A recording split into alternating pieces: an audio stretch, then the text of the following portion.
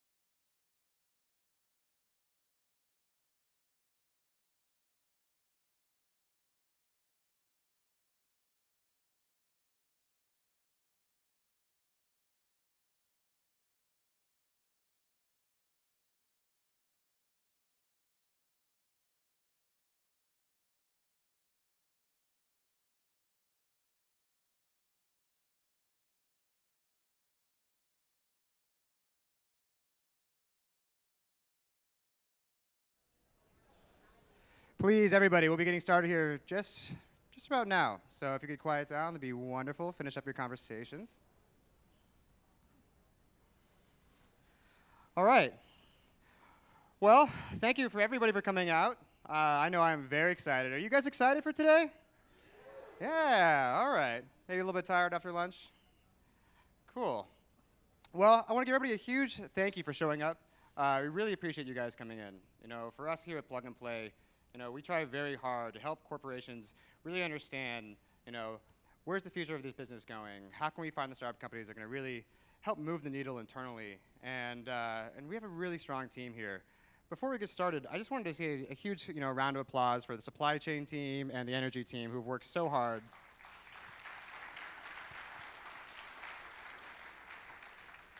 It really is an impressive group of people. You know, they're here day in, day out. They work their butts off, and to make all this happen. It's a lot of work, and it comes together well, and very proud of them. So my name is Hutch Maranye. I'm here at Plug and Play. I'm actually on the insurance team here at Plug and Play. So for all those tough energy and supply chain related questions, I do encourage you to direct them to Wade and the proper people. But if you have insurance questions, I'm happy to answer them. So again, thank you for coming, and we're going to get started here very shortly. Before we get going, we have a quick speech from the founder of our energy program, Wade, who's going to talk about why we're doing this and what our focuses are and what's the future of the energy program here at Plug and Play. So I'd like to turn over the mic to Wade. Thanks. Good afternoon, everyone, and welcome to Energy and Sustainability First Expo. We are excited to have you guys here, really high caliber of audience. It's a pleasure to be standing on this stage and talking about emission in front of some experts. I want to take the opportunity to start off by thanking our partners and talk a little bit about the background and history of this program, why we decided to launch Energy Innovation Program. And then I'll talk about some of the focus areas and our vision for the future of the program. So essentially, about a year ago, I joined Plug and Play after quitting the PhD program, thinking about why some of the research and developments that we're doing at a school are not actually being implemented in, you know, real-time industry challenges. And so it was halfway through the program, and I came out to Silicon Valley, and I was introduced to Plug and Play. And it was at the time that we were receiving a lot of inbound requests from energy corporations from around the world, namely in Middle East and Europe and here in the US, asking us to build an open innovation program for them to connect with the startups and change the culture of innovation over time. So for the first few months, we kind of evaluated the market opportunity and see what are the differences from regulatory standpoint, to policy, to innovation, to technology, how developed we are. And we looked into reducing environmental impact and greenhouse gas emission in the beginning. And then today, our program is essentially aiming for the largest energy innovation program for the entire value chain, from oil and gas generation to distribution and consumption of energy. And we're trying to provide a line of sight to our corporate partners to engage with the startups and eventually reduce their costs or increase efficiency. So that's how we started the program. In July, we launched the program with 5 great partners. I have a slide later on. I'll talk about our partners and some great news. But really, we're seeing utilities wanting to, the consumers wanting to engage with the business energy businesses differently. And the energy companies genuinely want to transform their operations. In that, they're facing some unique challenges, which is fast disruption. These disruptions include the power of the consumers in selecting their alternative fuels.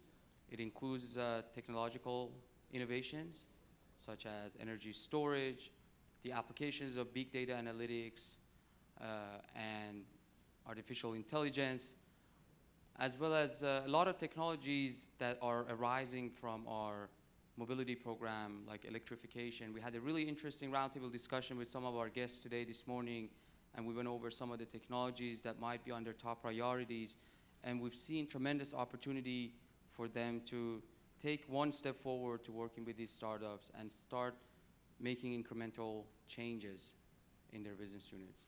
And lastly is the change in the expectations of the customers. So they want to get more flexibility, more power and control over how they use energy. And these companies want to come up with new business models and come up with new ways to catch up with the emerging trends in the industry. So really our goal and vision is to be able to work with some of the utilities and oil and gas companies and manufacturers and OEMs of the renewable industry to sit around the table and collectively find and invest in startups and do joint business development activities. Can we go to the next slide, please? Oh, thanks. So these pictures are taken all this week. Saeed, our CEO, is in Abu Dhabi. We are opening up a new office in Middle East, very fresh slide. We just put it together this morning. We also opened up a new office in Cleveland with a number of hospitals to look into technologies that can help them the same way reducing their costs and increasing efficiency in their operations. The right picture, we opened up our New York office with a number of finance institutes and insurance companies. And then in Japan, we just launched one of our strongest activities that we're really proud of. Our team is working really hard there, and we hope that we can build a global platform that we can pull from the resources from around the world and explore the opportunities across different industries and regions for the startups that we're working with. So today we have more than 24 locations, and we believe that the regulatory issues, policy issues, challenges, opportunities are completely different. Again, as a part of our roundtable discussion today, we realize how important it is to kind of understand how some of the regions are different and how they can sit together and forecast a future that is more beneficial for their organizations. It's a quick snapshot of our team. We've expanded our team. Samantha just joined us this cohort. She's sitting in that corner. She is in charge of managing the growth of the community and building the program. We have for each region that we're focusing, we have a champion. So for example, Sean focuses on Asia Pacific.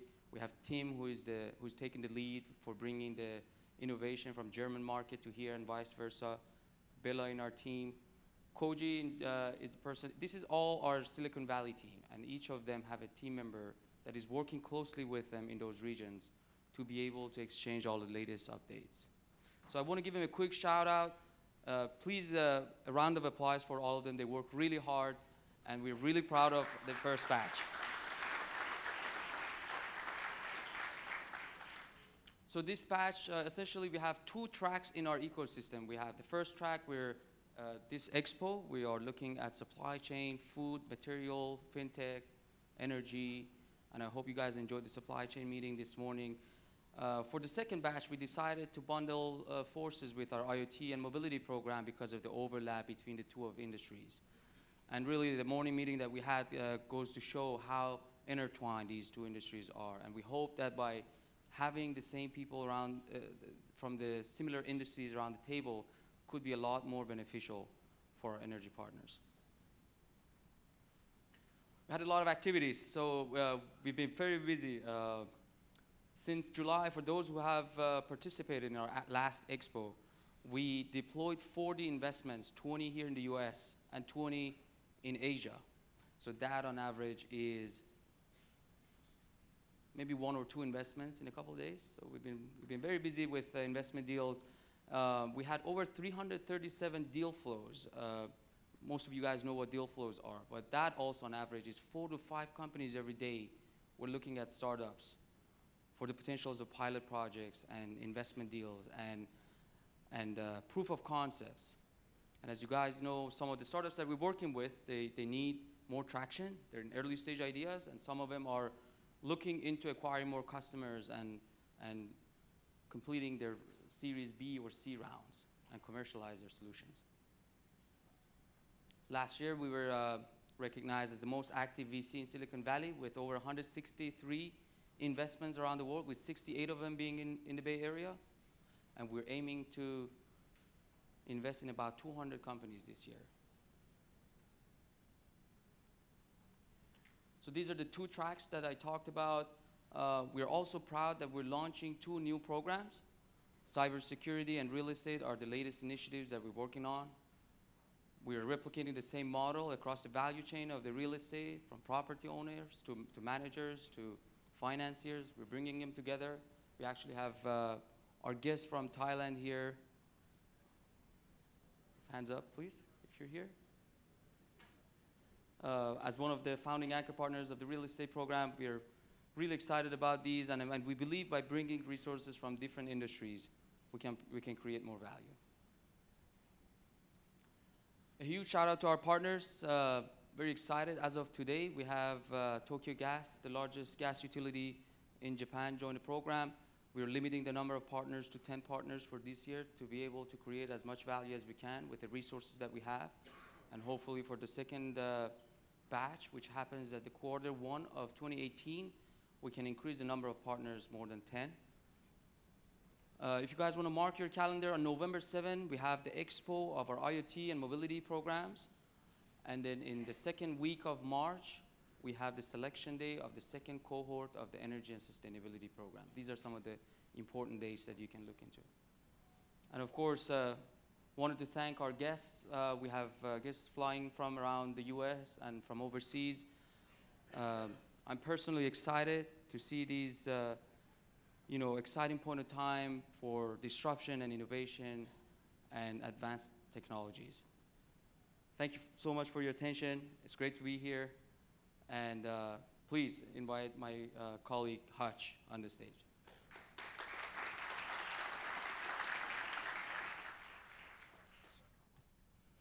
Thank you very much, Wade. For those who don't know Wade, wonderful guy, very smart. I encourage you guys to find him after this. He's an absolute pleasure to talk to and has lots of interesting insights into what's going on in the energy space.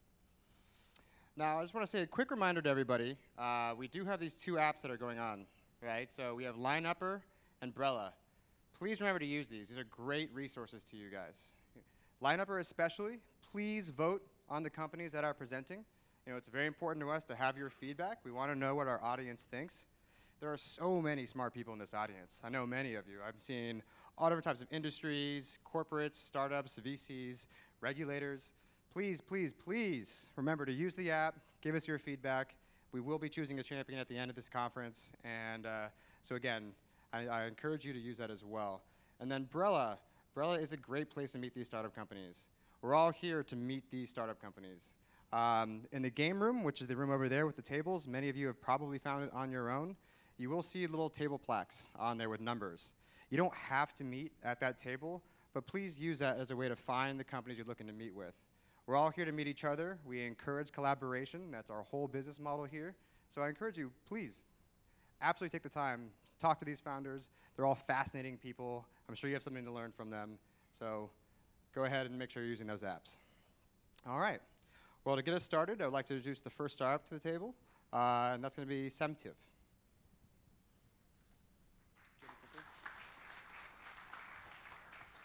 Thank you very much. No pressure about being the first. Thank you for that, Wade. Hello, my name is Ignacio Juarez. I'm co-founder and CEO at Santee. We all know the problems with energy today. Inefficient transportation, lack of infrastructure, and environmental impact are some of those challenges. Let's imagine for a minute that there is a solution that can be installed in any house in less than an hour, that is so affordable that any small business can use it to cut energy costs, or any industry can use it because of the reliability to power up production. This solution already exists. We redeveloped the wind turbine.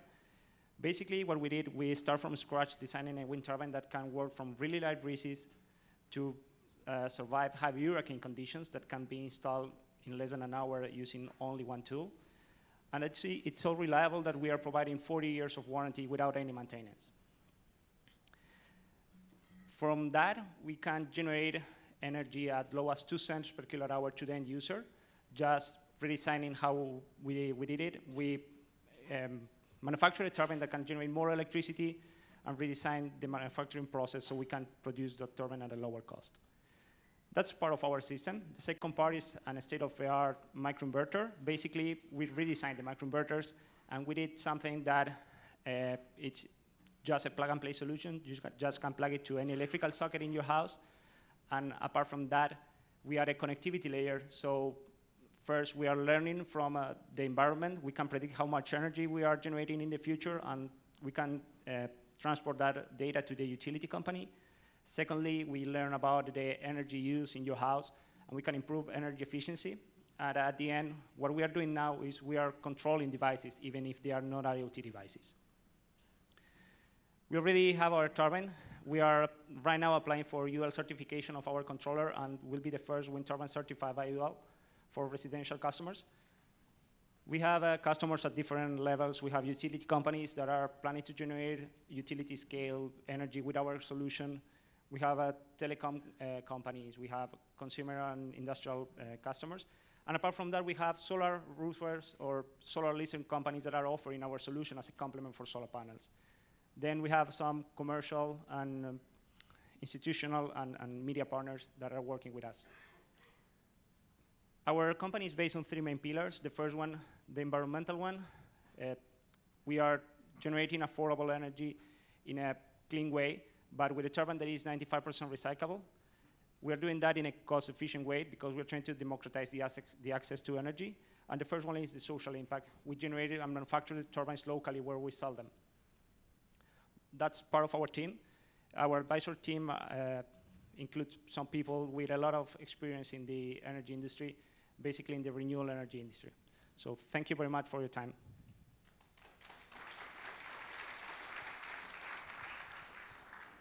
Questions? Any question? I don't know, Q&A or that's all? Okay, sorry. Thank you very much. All right, off to a good start. So those who are following along, we actually have a slight change. Axiom Exergy is now being moved right after the keynote presentation. So they will be playing a little bit later.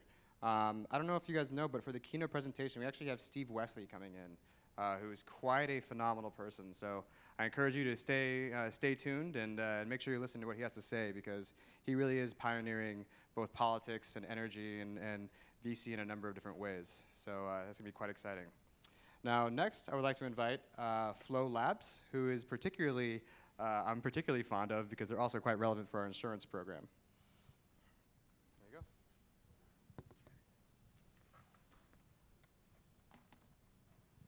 Hey, everyone. My name is Nishan. As Hutch said, I'm one of the co-founders of Flow Labs. We're here to help commercial building owners save water and save money. So I want to start with a just quick overview of the current infrastructure of water metering. You see the meter on the left. They're old. They're from the 1800s, 1900s. You place them in line with pipes, and the whole goal is it enables the utility companies to understand how and where their water is being used so they can bill you. They give you a water bill once a month, maybe once a quarter, and it tells you just a simple number. Don't really know what's going on. You might get a spike in usage, and you got to pay for that. So we're here to address this type of waste by doing 3 things. We're building products that are scalable, meaning they're super easy to use. They're economical, not just meaning cheap or low cost, but they actually provide an ROI to the end user. And they're intelligent, using analytics, machine learning techniques to understand the data and provide value to the users. The first product we built is called Flow Ultra. It's a non-invasive clamp-on water meter. It just snaps on to the outside of a pipe. Don't need to call a plumber, don't need to cut pipes, and you're quantifying flow rates in real time.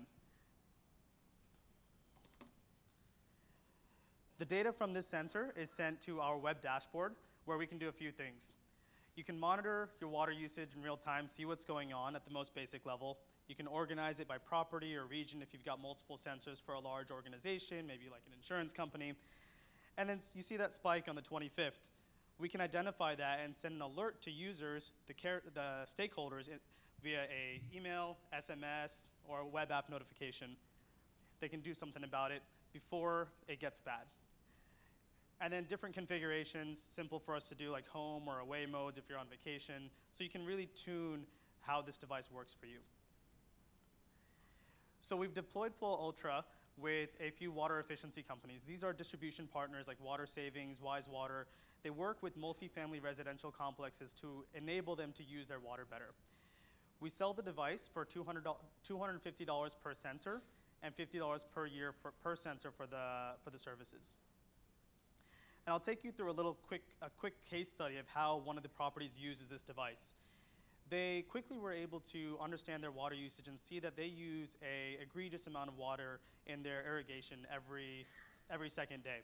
So using our data, they're making a better decision to reduce the water that they use in irrigation, and we've calculated that the amount of water savings from that decision alone will provide them a 15x ROI, again, quickly within the first couple of weeks of using our device. So we've deployed about half dozen units right now, but we've got a backlog for over 1,000 units, which is over $200,000 in revenue and over $50,000 in annual revenue.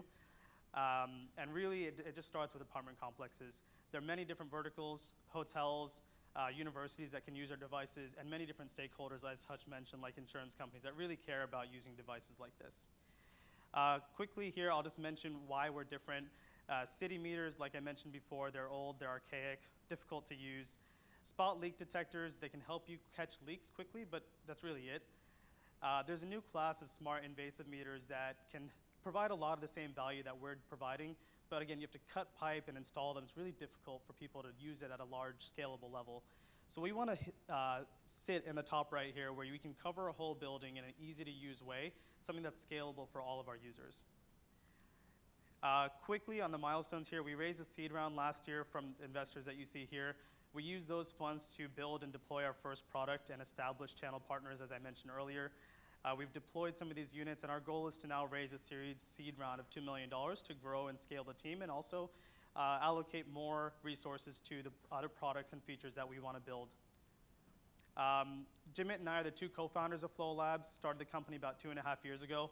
We're both electrical engineers with our hardware roots from Texas Instruments. We help companies like Nest, Fitbit, and Roku build their products using TI hardware. Gorgon is our director of software. He's been building software products for over 25 years. We've maintained a really lean team and really released our first product. And so I'll just, parting notes, raising a series seed round. I would love to just meet other commercial property stakeholders that would be interested in managing their water better. Thanks.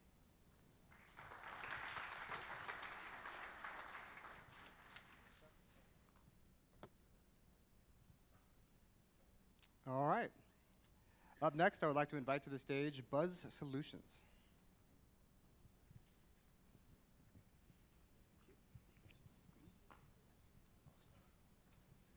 Hi everyone, my name is Dennis, and I'm a co-founder of Buzz Solutions. Buzz Solutions automates the entire power line inspection and analysis process by using data collection from autonomous drones and our software analytics for predictive analytics. If utilities fully employ our solutions, our process using automation can save them at least 50% of the yearly costs. So what is the huge problem? What is the burning need here? One, it's unsafe. Current practices are unsafe because some companies fly helicopters really, really close to power lines, mounted with different camera sensors in order to take images. However, that's a huge liability. Two, it's very, very expensive, not just from the helicopter renting perspective, but also from the data analytics perspective. About 90% of the time spent is in analyzing the images and recordings that they get afterwards. And this is where Buzz Solutions comes in.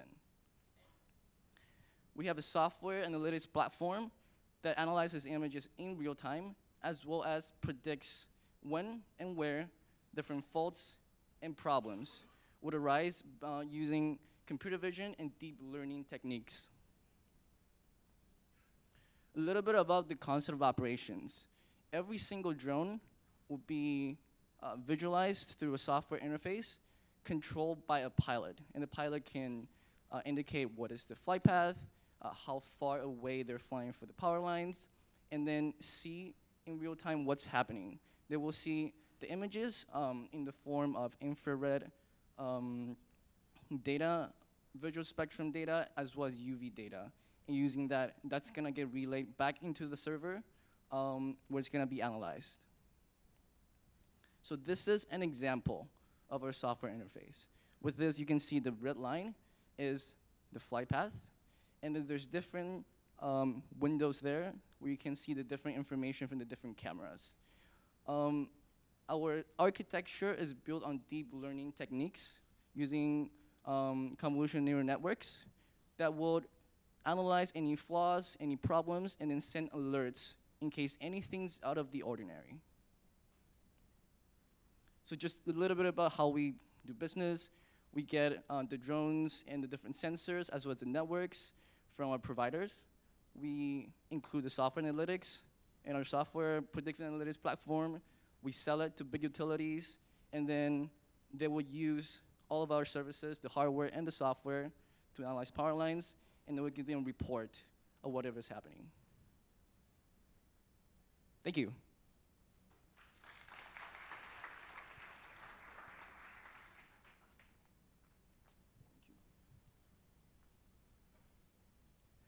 All right. Thank you very much. Up next, I would like to invite InGU Solutions. There you go.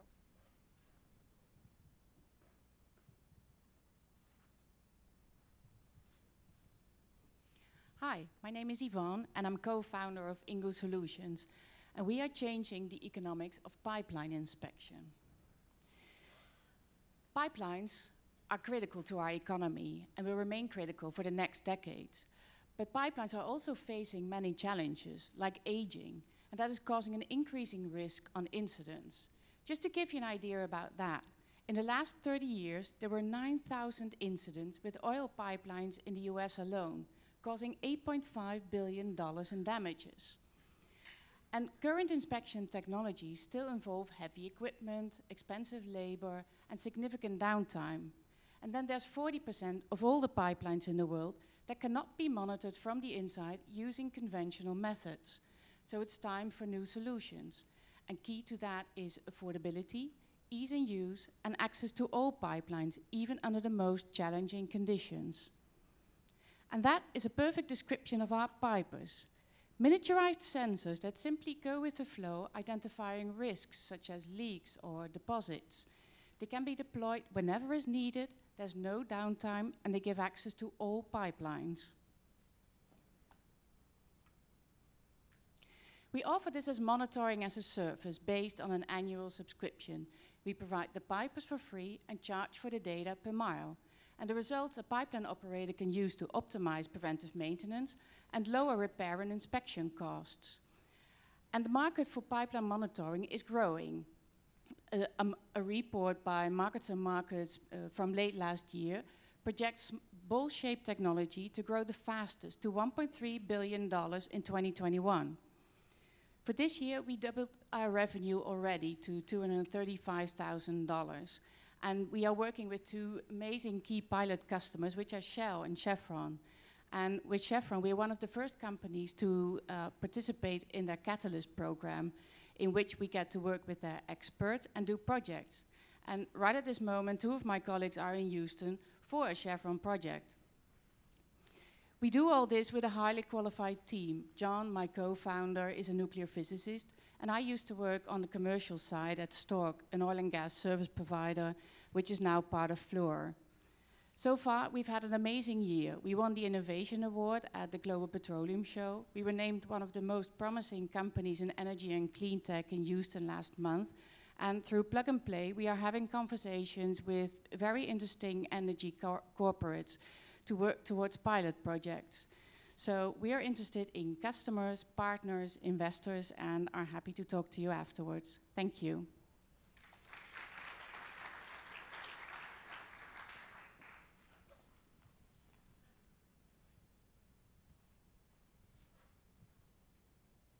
All right. We have one more little shift.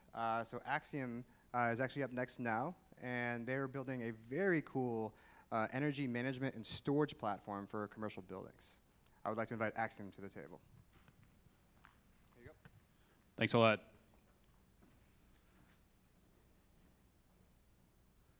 So my name is Amrit. I'm the president and co-founder of Axiom Exergy. So we make a platform called the refrigeration battery.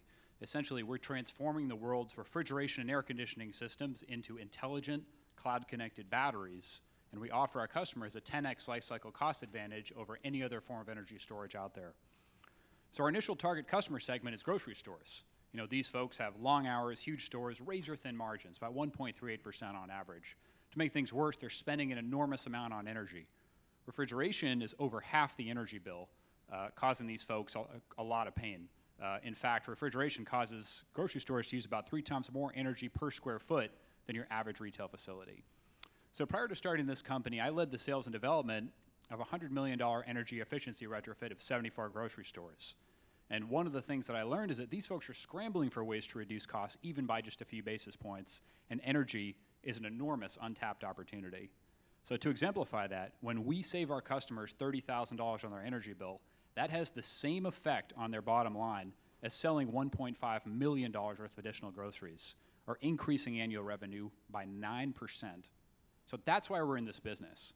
We can help our customers solve their single toughest problem, razor-thin margins, and we can do that using a lever that no one else can, which is refrigeration-based energy consumption. So, you know, for our customers, we're able to solve a lot of their energy bill-related problems and resiliency problems.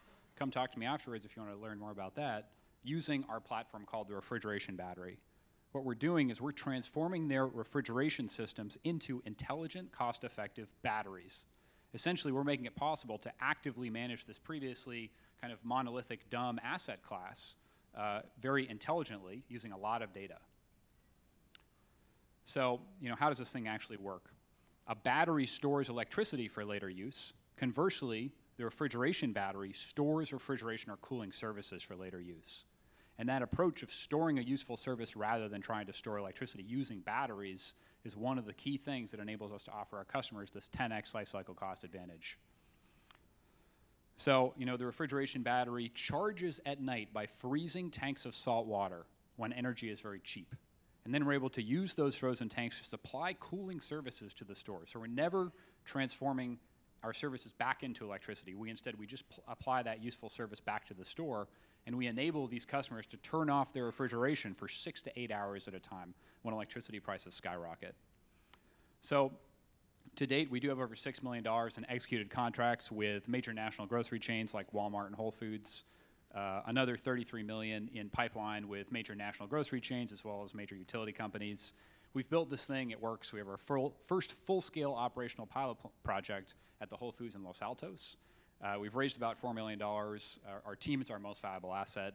National Renewable Energy Lab has kind of vetted our technology, and we have a very strong defensibility strategy, which is based on granted patents, a strong portfolio of trade secrets, including our data analytics engine, and then the platform effect, our ability to kind of wedge ourselves into a customer and then become a trusted provider over time. So single most important thing to remember from today, central refrigeration accounts for 9.1% of all electricity consumption in US commercial buildings. So for the last 100 years, that blue slice of the pie has been fixed. You know, you build a grocery store, you buy an enormous refrigeration system, you stick it in the back room, turn it on, and then you shut the door and forget about it. And it just runs 24/7, 365 days a year. So we're changing that paradigm. We're making it possible to transform that blue slice of the pie into a flexible, intelligent resource that can be utilized and monetized in really new ways using intelligence and flexibility. Thanks.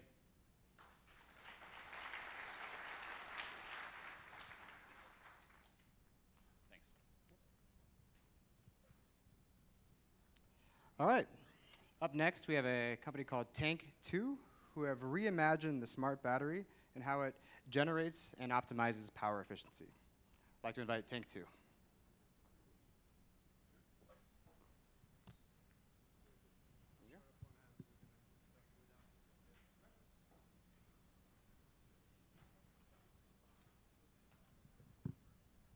Hi there, I'm Bert. I'm the founder and the CEO of Tanktwo, and what we have here is liquid electricity. So this is one of our demo units of the string battery, and what we make it for is because batteries are actually used very inefficiently. So, and the reason why very few people nowadays make money with electrification of transportation is because the batteries are underutilized sometimes by 80 or 90%. So, what we're doing here is make a battery pack of which you can increase or decrease the amount of cells that you have in your system to serve your needs. Say if you're a bus company, so you have 10 buses, they have the potential to drive, for example, 200 miles on a single charge with a 350 kilowatt hour battery, but mostly they do only short trips, maybe 40 miles a day, maybe 60 miles a day. So our solution here, what it allows for is that you have a battery pack with a capacity of, for example, 350 kilowatt hours, but you fill it up only to cover the mileage that you need. In the first scenario where you buy 10 buses with each a 350 kilowatt hour battery at $150,000 a piece, in our scenario, you buy maybe a megawatt hour, maybe a megawatt hour and a half worth of cells separately that you allocate to your buses as your operational requirements dictate. Bottom line is that your operational cost is significantly less because you do not have a lot of battery capacity sitting in your bus, basically deteriorating from aging and not from wear. So the ability to reallocate cells where they make most sense as things evolve, that's really the key asset of what we're doing here. But think about it, so it's a key enabler for business models such as power as a service. Say that you're a utility or an energy distributor, and you have the situation that some of your customers are bus companies and some of your customers, for example, run taxis. So in a power as a service model, you could make sure that your bus company actually doesn't have to worry about getting the energy into their buses at all. They just pay you a fixed fee per mile or with a retainer. But during the weekend, because you manage it for them, some of those cells you reallocate it to some of your other customers, so you get a great pooling effect. And over the duration of your entire pool, you can get very close to 100% effective utilization. And those cells which actually do not have any specific need at any specific time, say Sunday night between 2 and 4 a.m. in the morning, you use them for grid storage. So lots of new innovative business models for energy, allows optimization of the grid, peak shaving, distribution of your load, plus electrification of transport all in one go. We're working with a few hot companies that we have gotten to know through here, thanks to Plug and Play. By the way, for everybody, these guys are fantastic. So if you don't know that yet, you'll figure it out.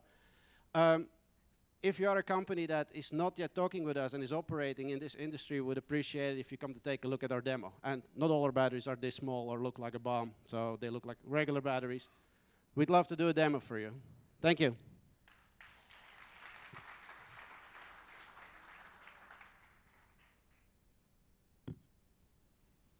Thank you. How cool is that? I know, I swear to God, it's not a Star Trek torpedo. It really is batteries. But it's very cool stuff.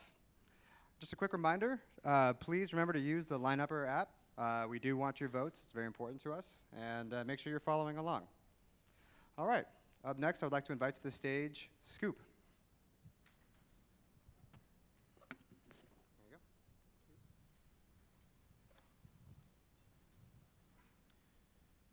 Hi, everyone. My name is Babak Sardari, CEO and co-founder at Scoop, where our mission and vision is really to help industrial companies of all kinds automate their field-facing, employee-facing processes with employee-driven apps. So today, when we look at the app stores, between Google Play and Apple App Store, there's over 5.5 million apps.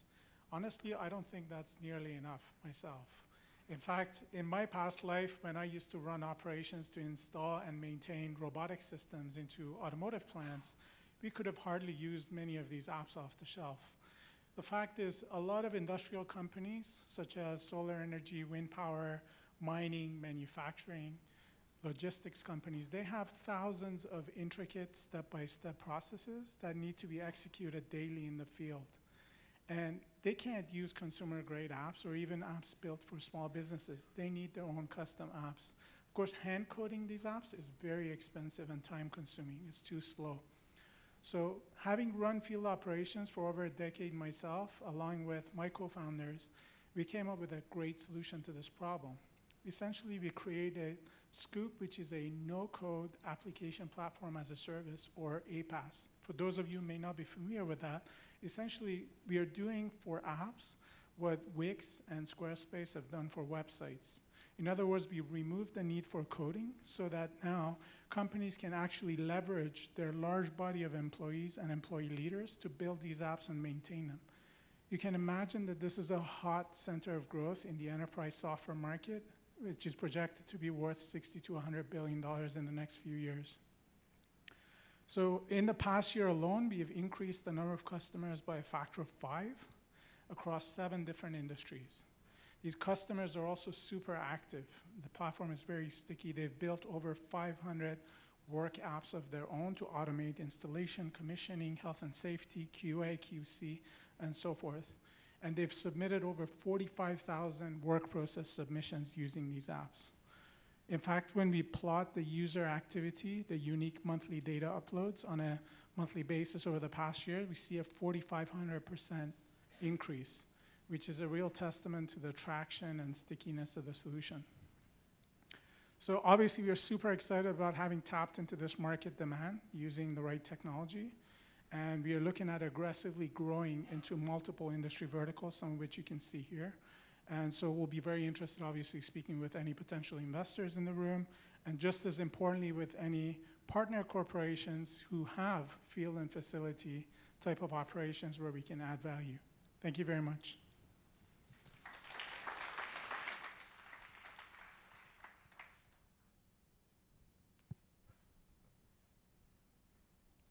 All right.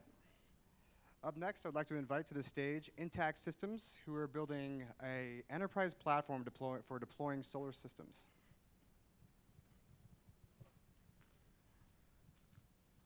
Thank you. Is this right? Yes, the green button. Good afternoon, everyone. My name is Deep Chakraborty, co-founder and CEO of Enact Systems.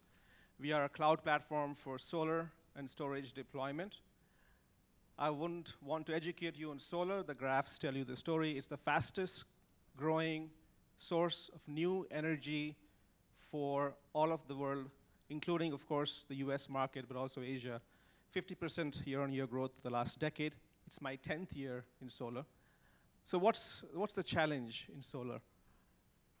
Over 60% of the total cost of a project is services.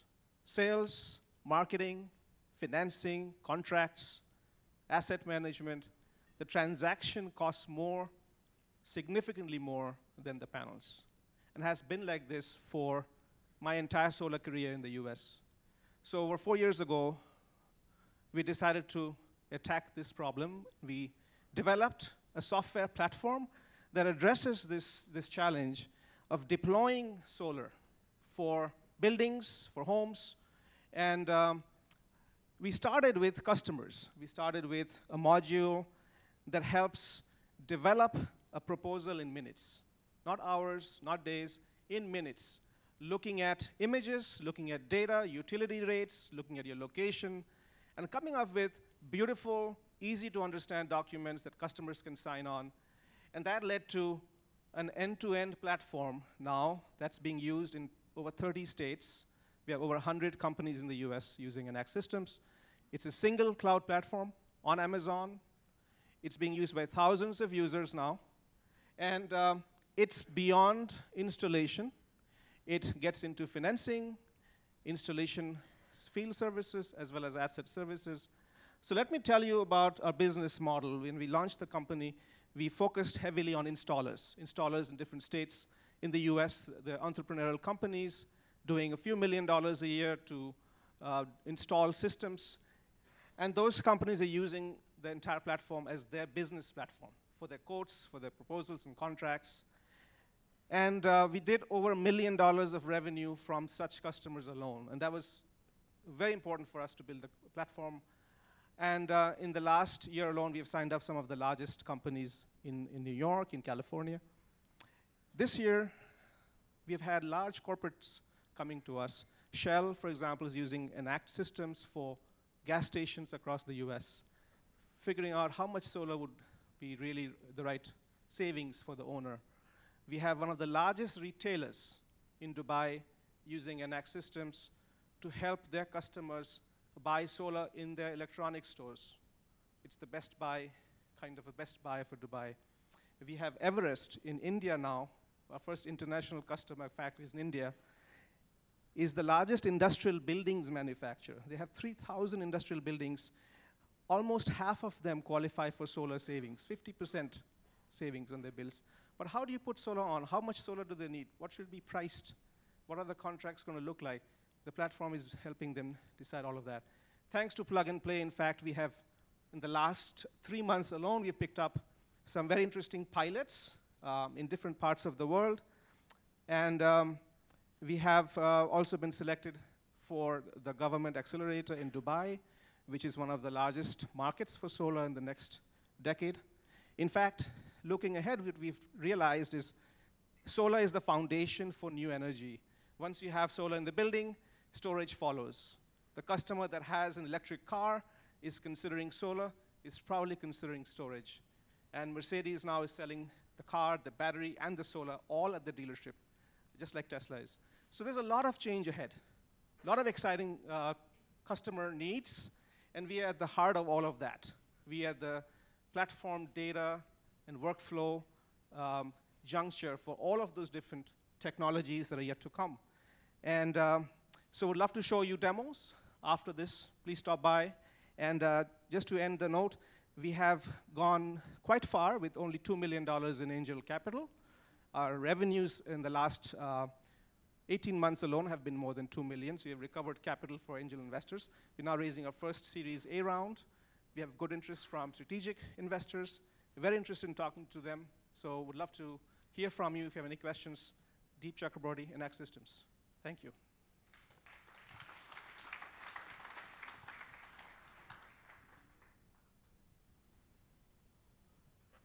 All right, how's everybody doing? Are you guys sustaining energy? All right, so up next we have SilvaTex. There you are. Hi, thank you so much for having me. My name is Virginia Klausmar. I'm the founder and CEO of SilvaTex, proud founder. At SilvaTex, we're solving some of the world's largest chemical problems by using our plant-based material to create safer, better, lower-cost solutions. Using our proprietary platform and our growing database, we have applications in multiple different segments, ranging from the next generations of batteries to fragrances to fuels. So why are we doing this? Well, to date, most chemicals and everything that we use, everything has been coming from a toxic petroleum source. From our primary energy source to the fragrance stabilizer that I used this morning. Growing up in a third world country and seeing this air pollution emissions, we really wanted to find a better way. What we find is really the true opportunities at the nexus of using bio-based material that's becoming globally available at low cost, and nanochemistry, which is growing to be about $1 trillion market in the next few years. And what SilvaTex does is we use our non-toxic plant-based material to form our product, which we call MicroX. This allows for a safer, low-cost solution for better chemistry. So before going into a large amount of technical details, I'm happy to go through that over at our booth. But I want to give you a reason on why this really matters for industry. Our founding application was to blend in oxygenates into diesel fuel using our MicroX solution so you could reduce emissions substantially. With one of our early customers, which was a Fortune 500 company or Fortune 50 company, we were able to reduce the tailpipe emissions 70% while reducing the carbon emissions that goes into the fuels more than 60%. This was huge for not only meeting their growing regulations in these markets, but also lowering the ultimate cost and saving lots of money for businesses. So this also led to our secondary application, which was using our MicroX technology as a way to develop cathode material for lithium-ion batteries. And just so you have an inkling of why this actually matters, EV vehicle, about a third of it is the cost of the battery, and about a fourth of that is the cost of cathode material. If we're able to reduce the cost of processing the cathode material 20%, that's a $9 billion in savings projected for the EV market. That is huge savings. So better chemistry can actually substantially save you lots of money, be environmentally friendly, and increase and have better performance. So I invite you to not be the same, but to be better. Us at SilvaTex, we have a very developed expert team, and we've been working with global leaders, many of which are here today, to expand in our global solutions and create a lot of impact. Look forward to talking to you and seeing if there's areas to grow and expand. Thank you so much.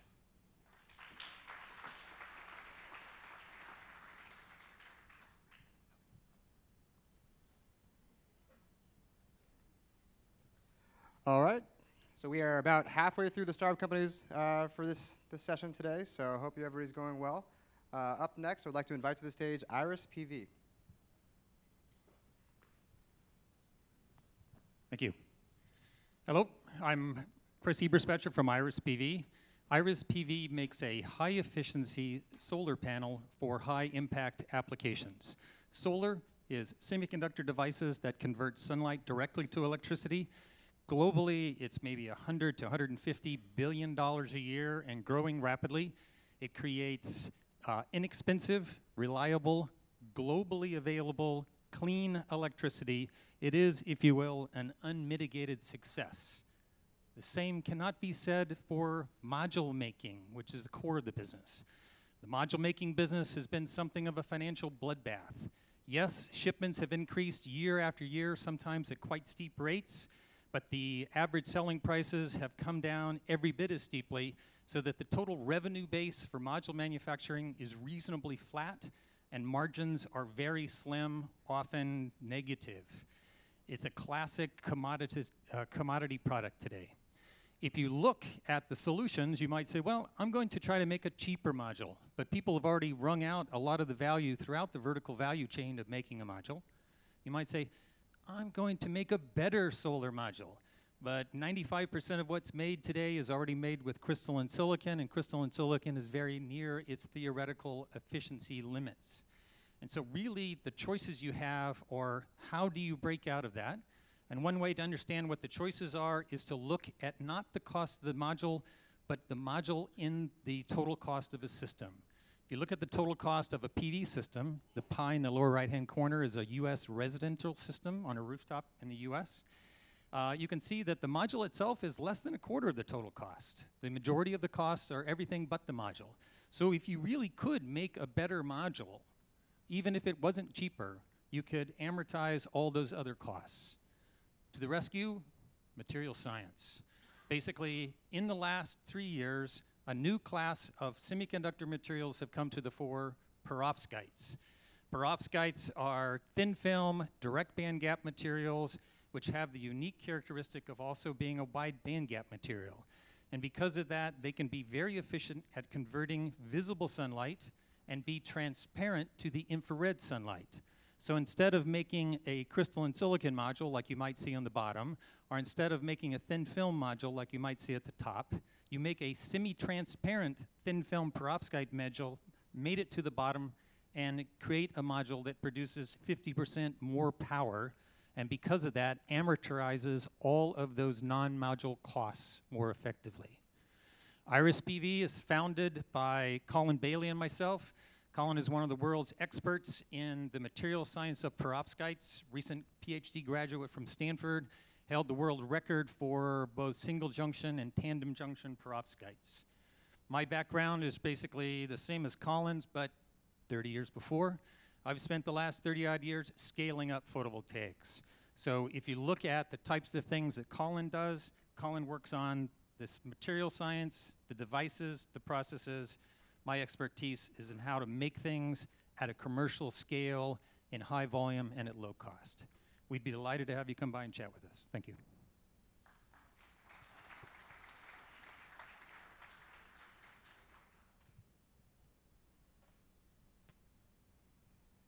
Okay, so our next startup company before our keynote speaker is Lockbit, who is building quite an exciting platform for IoT services for organizations to better understand and make their organizations more efficient.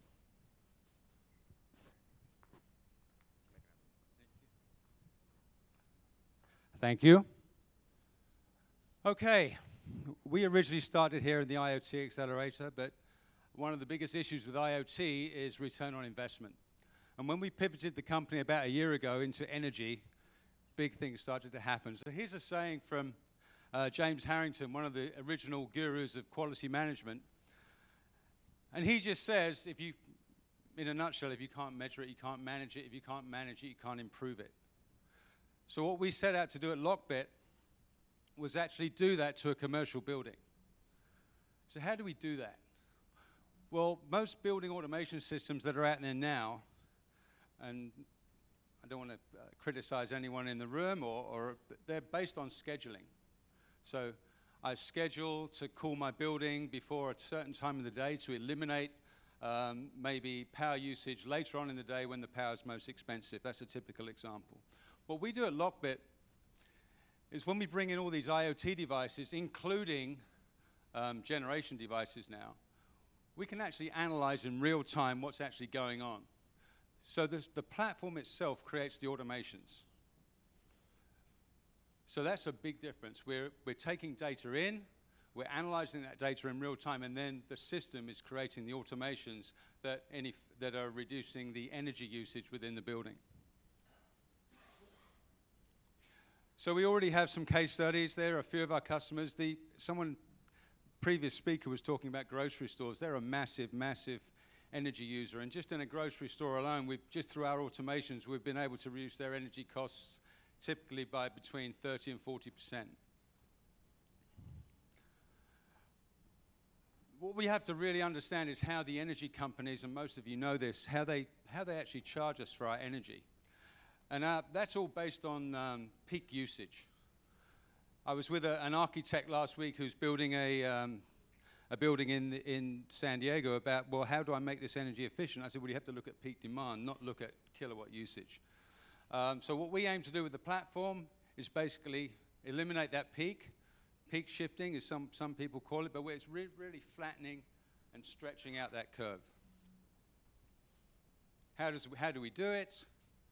We bring in all these devices, we integrate them, we analyze the data in real time, we interpret that data, the system creates the automations, we scale up the platform, and then we constantly measure and adjust. So we completely make up the circle. And that's the big difference with Lockbit than anyone else. Here's an example of a live screenshot of a grocery store and some of the devices that contribute. Go back on that. Analyzing all the peaks for the equipment that's installed in the store or in the building, and that's the effect of an after screenshot. We partnered with Panasonic about a year ago, and they've been a great contributor to Lockbit, and not only they've been a partial investor, but also we've had R&D money from them as well for many of their IoT devices. And that's, in a nutshell, is Lockbit. Thanks for your time.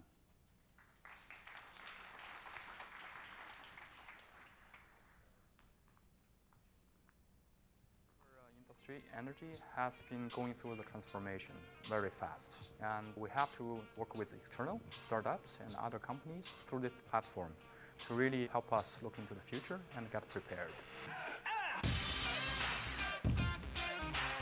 Welcome to Plug and Play Tech Center. We're launching the Energy and Sustainability Innovation Program to bring innovation to the energy sector. You know, it's really energizing to see so many faces here representing innovation.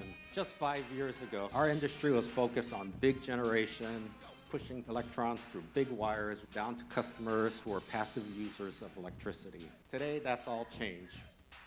The way how we generate, the way how we use, the complexity of the whole energy system will change dramatically.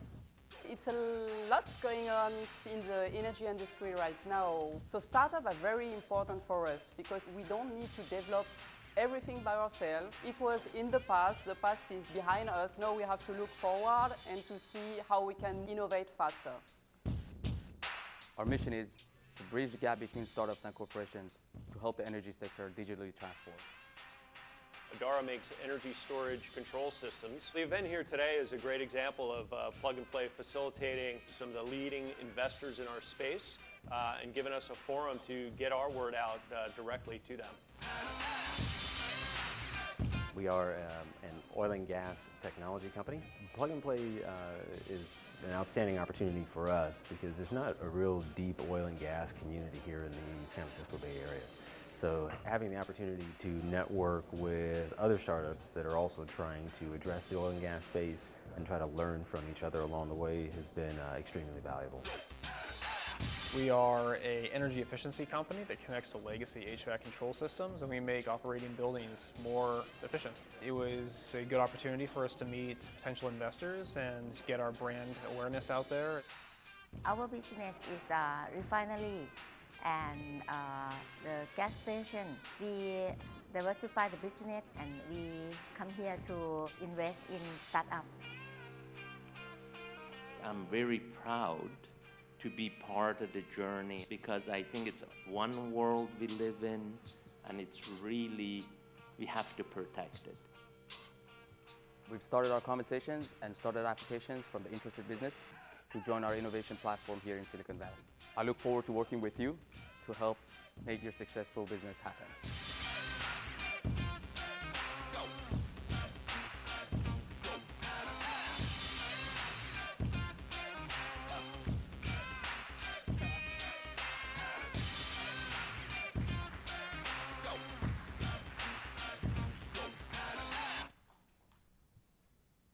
All right.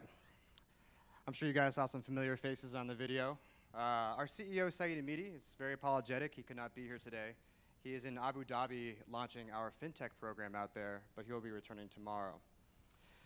Up next, I am very excited to announce Steve Wesley. For those who don't know, Steve is quite an accomplished individual across startups, across enterprises, across politics, across investing. I am a California resident, born and raised myself, so Steve's name has been very common in the households of California residents for many years now. Steve actually taught at the Stanford School of Business for 5 years. He went on, he was also on the senior vice president team of eBay during their highest growth period and took them public, where he oversaw marketing, sales, business development, and M&A. From there, he was elected controller and CFO of California, which is quite an accomplishment in itself. California being, depending on which study you read, 6th or 7th largest economy in the world. And then he went on to create the Steve Wesley Group, which is one of the most prestigious sustainability venture firms in the United States today. So with that, I would like to invite Steve to the room.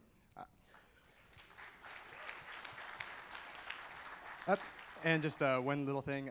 So Steve will be talking for about 15 minutes, and then we're going to be opening it up to questions. So please, I encourage you guys to write down questions, because you'll have some time to speak to him personally. All right. Great, thank you. So I am incredibly excited to be here today. The last time I was here, which was about 2 years ago, the President of the United States stood in this room. So why did President Obama come here? It's because Silicon Valley is the center of innovation and technology for the world, and plug and play is the center of Silicon Valley. I'm excited to be here today because there has never been a better time to be an entrepreneur, and for every one of you here who has a business plan, bring it to me. We are ready to go. With that, I'm going to give you a quick overview of how millennials are driving a global revolution in resource efficiency and how that is changing the world's economy. I'm going to be as provocative as I can, and then we're going to throw it open to questions. Don't hesitate to raise your hands and ask anything you want. Let's have some fun. 30 years ago, California had some of the dirtiest air in the world. We did something absolutely dramatic that made our air cleaner for the next 3.5 decades. Anybody knows what it is? Guesses? It's not the Clean Air Act. That came out of Washington. That was federal. California unilaterally passes catalytic converter legislation. One state standing up and saying you may not sell a car in our state unless you adhere to the highest standards of pollution control. Simply put, we had too many cars. Detroit said, are you people crazy? We can't have 50 different standards in the United States. But because of our sheer market power, California changed the world's dynamic. we made cars cleaner for the planet. And for 30 years, our air got cleaner until this, the rise of China. The early 2000s, China began putting on 1 and then 2 new coal-fired utility plants per week, changing the pollution balance for the planet. Today, 25% of the pollution in California comes from China. But as tough as that is for us, in China, the Harvard Health Project projects 83 million people will die of lung-related diseases over the next 25 years. This is what is stimulating a global revolution in clean technologies. Take a look at this chart. Most people say, okay, I get it. We're moving from coal and oil and gas, and someday we'll be in a world of solar and wind, and then I'm not quite sure what comes after that. So let me ask you a question. Of all of the new power that comes online to all of the world's utilities, not just in liberal California and New York, globally, of all the new power that comes on every year, what percent would you all think is renewable, or what year do you think the majority of it might be renewable? How long from now? Take a guess, 20 years? For more than half of all new power coming online globally, 20 years, what do the rest of you think? 6 years? 50. This is the majority of all new power that comes online in a year, 10 years, 50 years. It happened 3 years ago.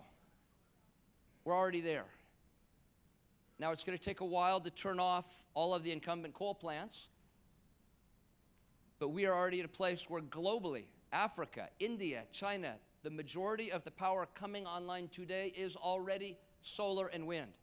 By the way, in the United States, for the last 10 years, we have turned off / decommissioned a coal plant every 11 days. Since Mr. Trump was elected 9 months ago, we've turned off another 20 plants. This is the guy who promised to bring coal back and so on and so on. It is a fantasy. This is what the world looks like, and if you look at it, this curve is only going up faster. Why? The chart on the top. The dark purple is solar, the light purple is wind, both curves heading below the line before it, which is the cost of coal and carbon, and this is only in 2015. If you're wondering when the lines meet, the short answer is earlier this year in 2017. We are at a place in human history for the first time where the cost of renewables, forget the fact they're cleaner, where the cost of renewables is below the cost of carbon-based fuel. There's only one piece missing to unlock this, and that is the cost of batteries. Full stop. My whole life, cost per kilowatt hour of batteries has been roughly $2,000 a kilowatt hour. It makes it financially unfeasible to do power storage for utilities or to sell electric cars. Fast forward to roughly 2010. I'm serving on the board of Tesla. Cost crashes down to $1,000 a kilowatt hour, and for the first time, you can sell electric cars, Teslas, but they're $100,000. They're not commercially viable. But that's when lithium-ion batteries are $1,000 a kilowatt hour. Look what happens, down 7%, 12%, 14%, until they come crashing down, and for those 5 or 6 years in the middle, it's a modest decrease. So where are we now in 2017? So full stop here, folks. You've got to understand what the slope of this curve means. What has driven us down here? Who knows? I heard it. Elon, commissioned to build the Gigafactory. Naysayers, oh my God, this car company, they're never going to make money. Tesla has a higher per car margin than any car maker in the world. The only reason Tesla is not profitable, they've built a Gigafactory, driving the global cost of lithium-ion batteries down. Every one of us in the future will know what the cost per kilowatt hour of batteries is, just as every economist knows today what the cost of a barrel of oil is. And other firms are driving this curve down even faster. And Tesla will not be the only automaker making its own batteries. I am here to tell you, within 5 years, you will see more electric vehicles than you ever dreamed. Major nations are already going on record saying it will be illegal to sell gas or diesel cars in the future. Norway has said by 2025, no more gas or diesel cars.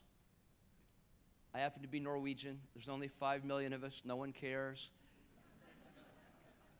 But India, there's 1.2 billion Indians. And they've said 2030, no more gas and diesel vehicles because their air looks like the first slide of China's air. England, France, 2040, no more gas or diesel engine vehicles. Legislation put in the hopper in Sacramento 10 days ago. California, no more gas or diesel powered vehicles in 2040. And I'm here to tell you that because the cost of lithium-ion batteries is going down so quickly, that time will come faster than that. You can see what the scope looks like as the cost of batteries goes down. It's dramatic. And by the way, this steep curve is based on where the cost of lithium-ion batteries was last year, not this year. So what's next? I'm going to change gears. We've been talking about renewable energy. You're here because you're recreating a new world. Renewable energy is not going away. It's coming faster. But what's coming after that, I think, is even more interesting. It's using new technologies, big data, the Internet of Things, sharing economy, to get to a point of carbon neutrality even faster. And it's being driven by three things. First, there's the new ethos.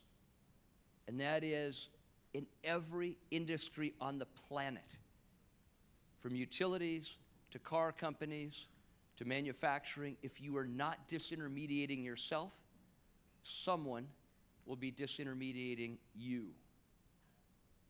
Second, new customers. For 50 years, we've had baby boomers who have dominated not just the global economy, but government and politics. And you know the ethos. It's all about who can buy the biggest TV and the biggest car and the biggest house, and then you throw it out and you buy a bigger one and start over. That mindset is gone. We're entering a world where the largest buying cohort on the planet today, for the first time in 50 years, is no longer baby boomers, it's millennials. People who think like you. And there's a completely different buying mindset. Number one, we have a lot of data on this, reduce your carbon footprint in everything you do. This is what millennials want. Number two, they want complete connectivity in every part of their life, their home, their car, their office, and they want choices, and they want cleaner food, air, and water. For every one of you starting a company, you need to be tuned in to what this new millennial customer wants. And what's so fascinating to me is the data shows that millennial customers want is almost the same in Shenzhen and Quito and Ankara as it is in Palo Alto, New York, and Boston. That is an exciting change. Third, along with this new mindset and the new customers, are new technologies changing the world. New business models like the Internet of Things, big data, the sharing economy. And I just want to take a minute on each one. This Internet of Things. 10 years ago, the first smartphone was introduced. And I know plenty of people have said, who's going to buy these things? They cost way too much. 2 years ago, 1 billion people on the planet had them. Last month, 2 billion people had them. I just talked to someone, a good friend of mine, they were just re-celebrating wedding vows. They went back to Africa where they got married, and they went to see the Maasai warriors on the Serengeti plain. I said, wow, how was it? And they said, it was incredibly cool, just like when we got married, except for the warriors are all standing on the plain, with smartphones. It's a little different. Everybody in every corner of the planet is on a smartphone, and that is just the tip of the iceberg. Cisco tells us 50 billion IoT devices in every part of your life, from your home to your work to your car to your clothing and your body, is going to be an IoT device. You need to be thinking through how you sell into that network on your way to making a more resource-efficient planet. You'll see IoT in the home, and the biggest firms in the world are trying to get into your home, and it creates issues. Privacy and cybersecurity. These will be the new issues of the age. I might add, we need a new set of elected officials who understand what this new future looks like. Big data. You've got to understand that the ability to have the world's data, you're the equivalent of the Library of Alexandria in your back pocket, is an extraordinary concept.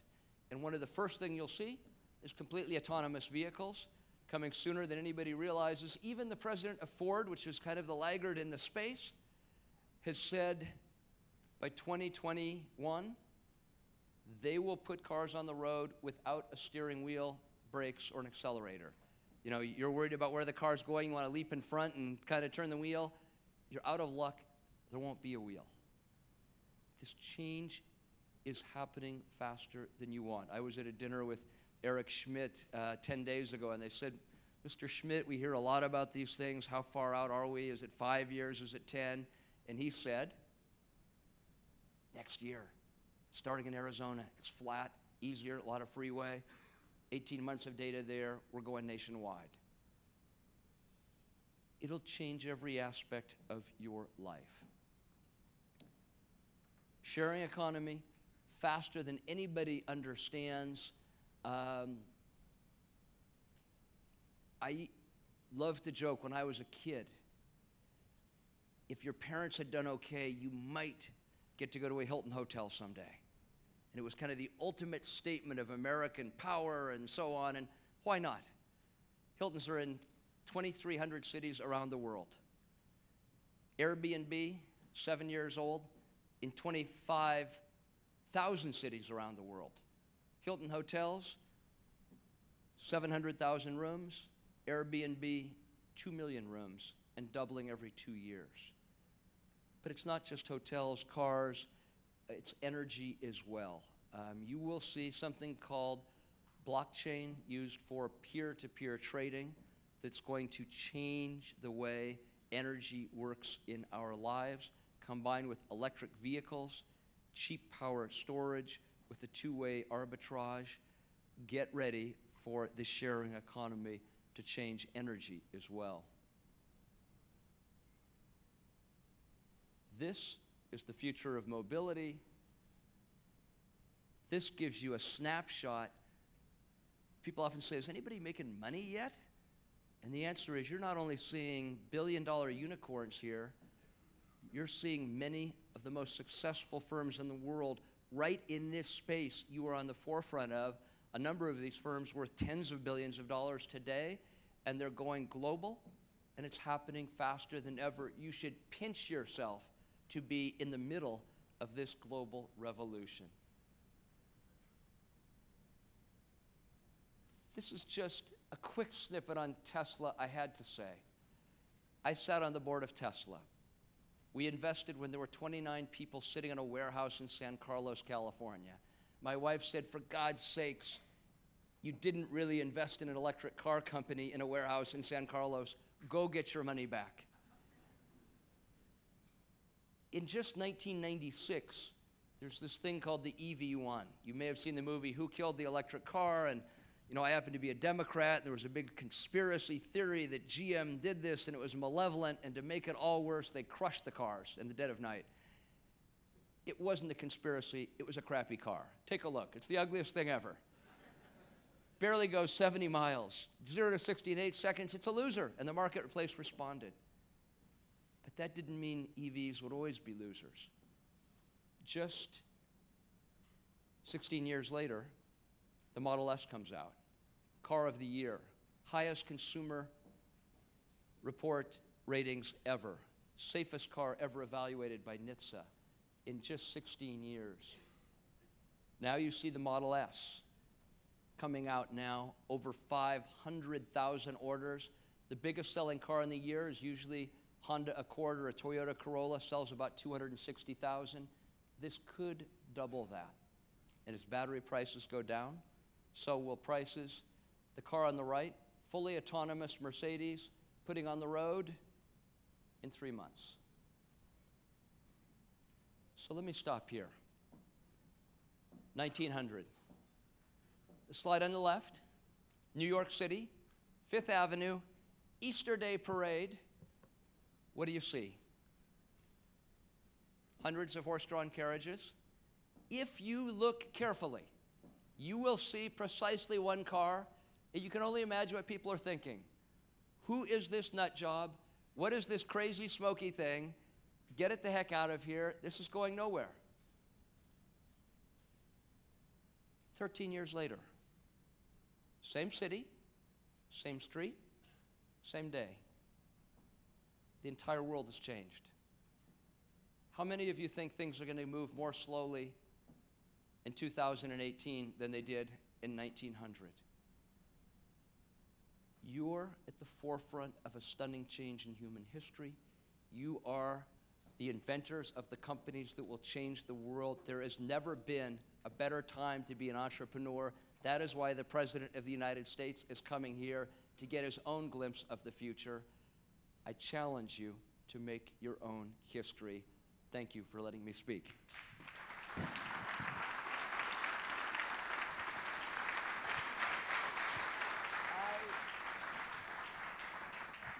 Real quick, I just wanted to say, this is going to be open for questions, and we have two lovely ladies running around, Samantha over there in the red, both hair and shirt, and Emiko right here. So please raise your hand and we'll find you, and you'll have some time to ask questions. Is that all right? Perfect. Don't be bashful. The more controversial, the better. And if someone wants to raise their hand and ask one, is that allowed, or do they have to write it down first? We've got one right over here for you. Perfect. Hi, what's the long-term solution to the limited supply of lithium, and what will that be, or what will that have on effective cost? So as more and more car companies realize they cannot afford to do anything but build their own battery supply, there will be a push on lithium. Lithium is still one of the 20 or 25 most plentiful elements on the planet. A lot of people say, oh my God, the only place to get lithium is in Bolivia and Mongolia. What are we going to do? There are a lot of lithium mines right here in California today. The rub is a number of them have been closed down because of environmental factors. We will find cleaner ways to mine it and so on. The areas I'm a little more worried about are cobalt and magnesium. People around the planet are looking for alternatives now. I don't expect a real push on lithium in the next year or two. 3 or 4 years out, there's going to be a lot of work done on alternatives, and it could start to trend up. Every car maker in the world is thinking the exact same thing Elon is, which is we do not want to be dependent on someone else.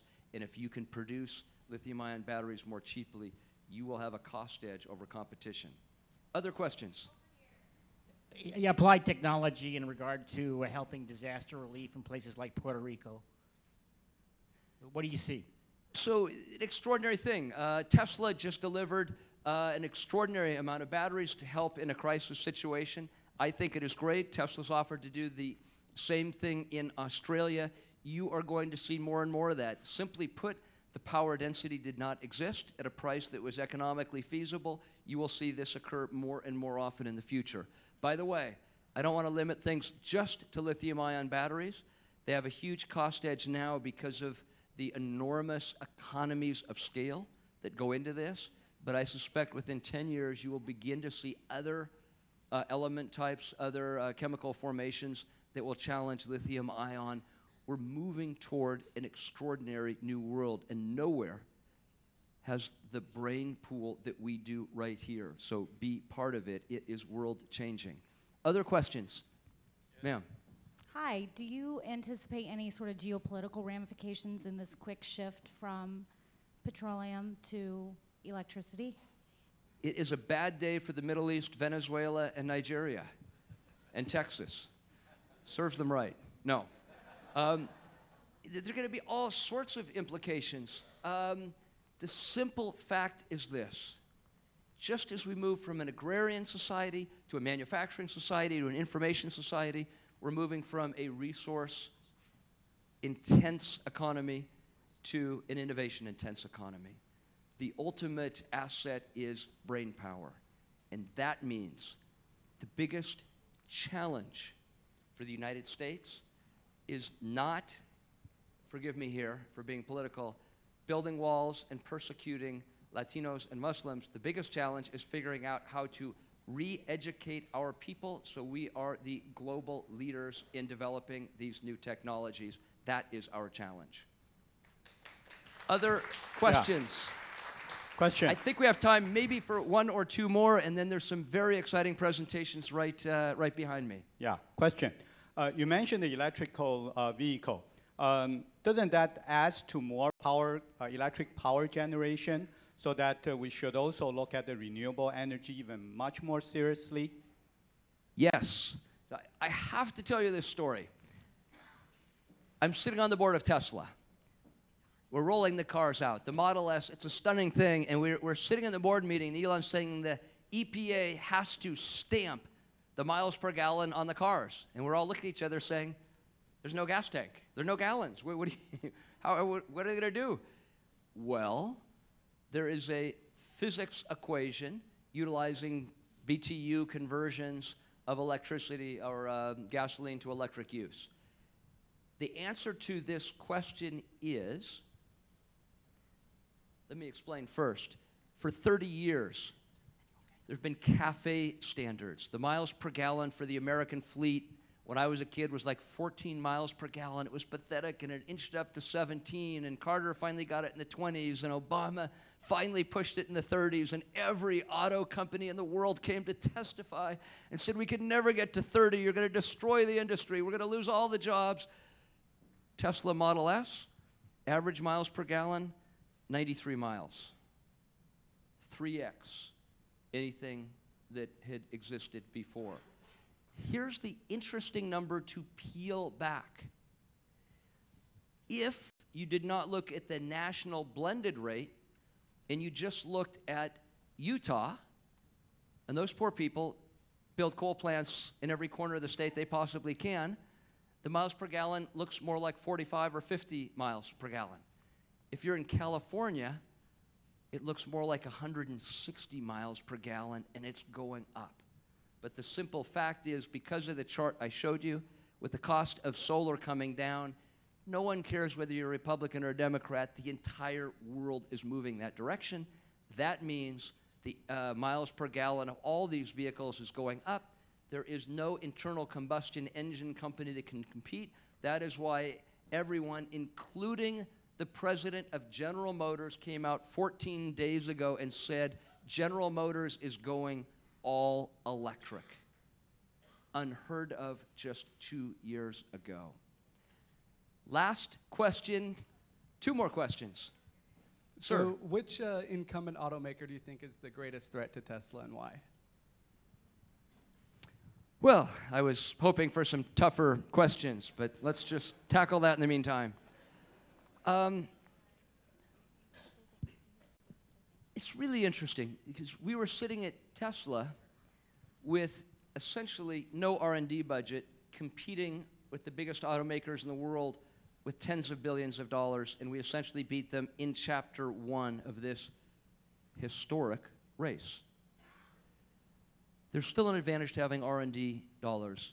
I believe the biggest challenge may not be a car company.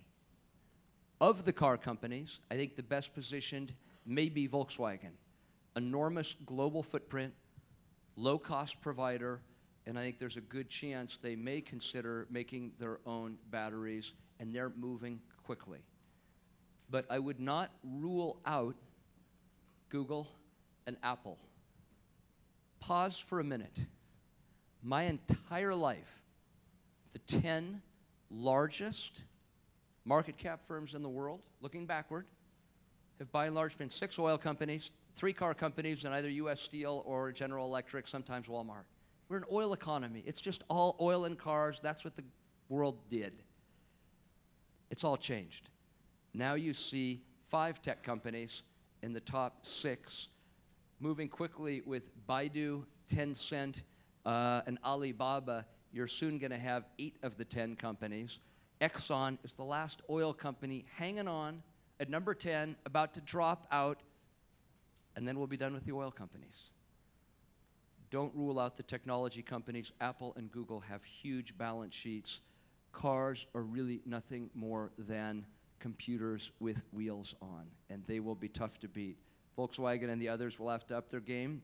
Don't sell them short. They've been doing this for a long time. Last question. Hi. Hello. With the explosion of use of chemicals and electronics more and more, what's your take on managing electronic waste? So, last question is, what is my take on managing electronic waste? And let me just add to it, recycling batteries. First, the good news is we were told for a long time, you know, these batteries, they may work for 3, 4, 5, 6 years. Nonsense. There's increasing data that they will last for 10 or 12 years. By the way, electric vehicles also have service costs that are 70 to 80% lower than internal combustion engine vehicles. It's another reason it's hard to compete. You will see a flurry of companies that take recycling, whether it is used electronic devices or these batteries, into a state of art. We're scanning the globe to look at which companies can do this best now. Because again, this issue of building stuff, whether it is the carbon pollution I showed you on the first slide, oil that ends up off our coasts, or electronic waste, baby boomers didn't care. Millennials are demanding a cleaner world.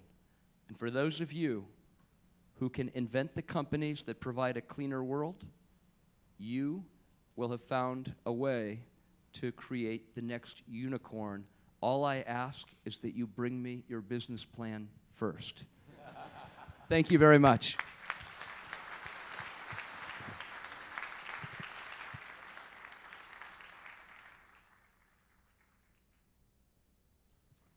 Thank you very much. That was absolutely enlightening.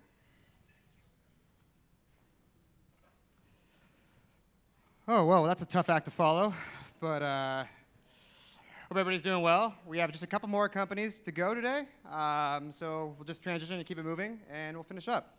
So the next company up on the stage is going to be Solar Gaps.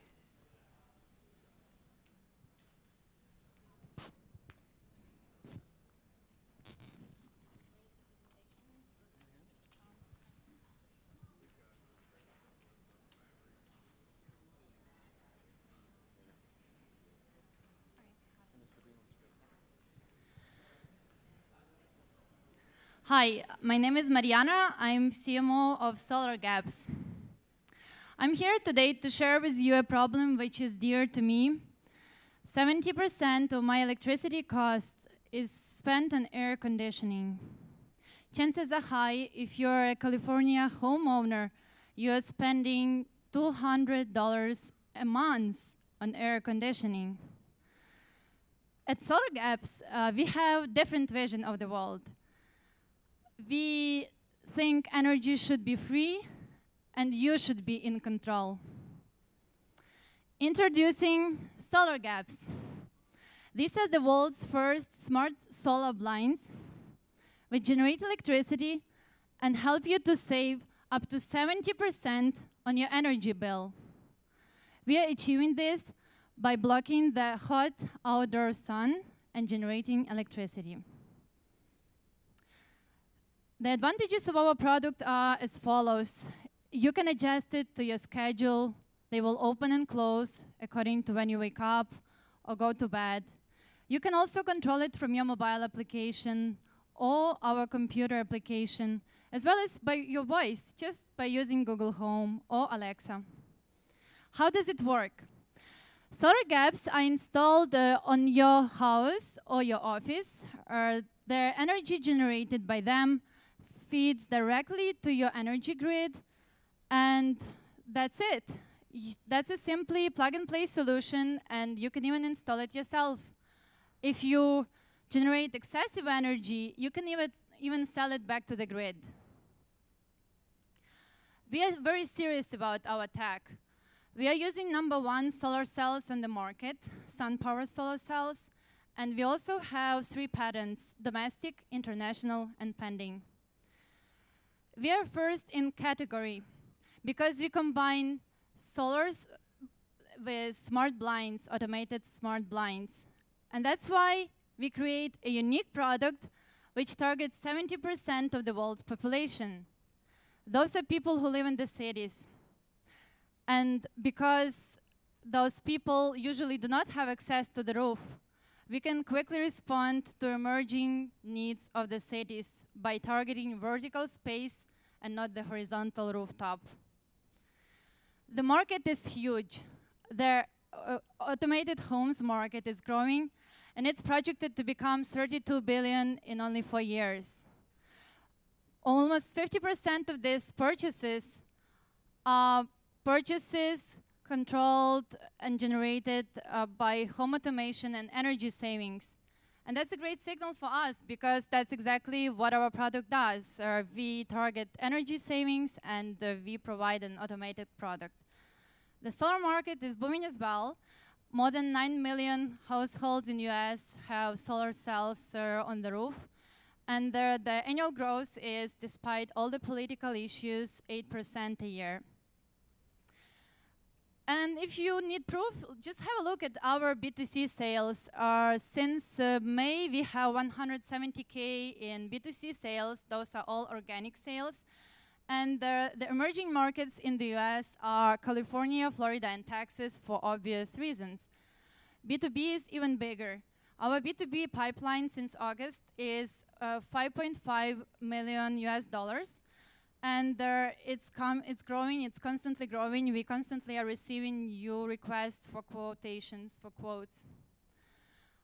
Press loves us. CNET wrote about solar gaps after meeting us at CES, and TechCrunch said that your windows become powerful with solar gaps.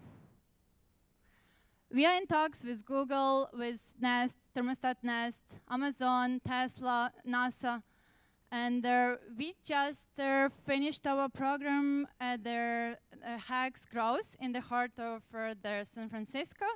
And also we graduated from Singularity University. And many of these companies you see here, we met through Plug and Play. We come a long way from our initial funding round. As you may see, as I already said, we just graduated from HAX. And last week, we received support from the European Commission within the program Horizon 2020. So that's our latest great news. If you look at our company timeline, we are locking down their distribution channels. We are also ramping up our production. And currently, we are starting our certification process.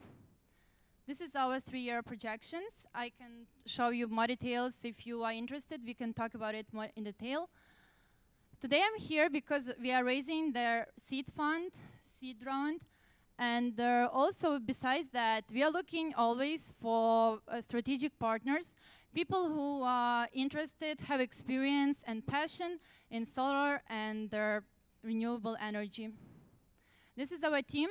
We have more than 80 years of combined experience in solar and clean tech.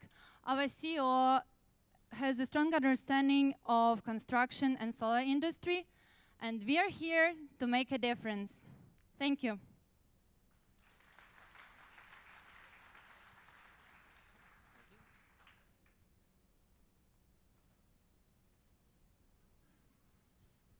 So just a reminder to everybody, I encourage you, please use the apps and vote. So for those of you who don't know where to find the app to download, if you look at the back of your badges, there will be some links on there. Download the Lineupper app and please vote on these startup companies. I'm looking at you, corporates, Siemens. I will call you out. I want your votes. So please, please, please download the app. It's on the back of your badge and submit your votes. It's the line-upper. It's the bit.ly link that, yes. Yes, thank you very much. And you just go on there, there's a little hamburger on the right-hand side, the drop-down menu, and you go to the survey portion. Thank you. See, audience participation, I love it. All right, up next we have Cool Energy.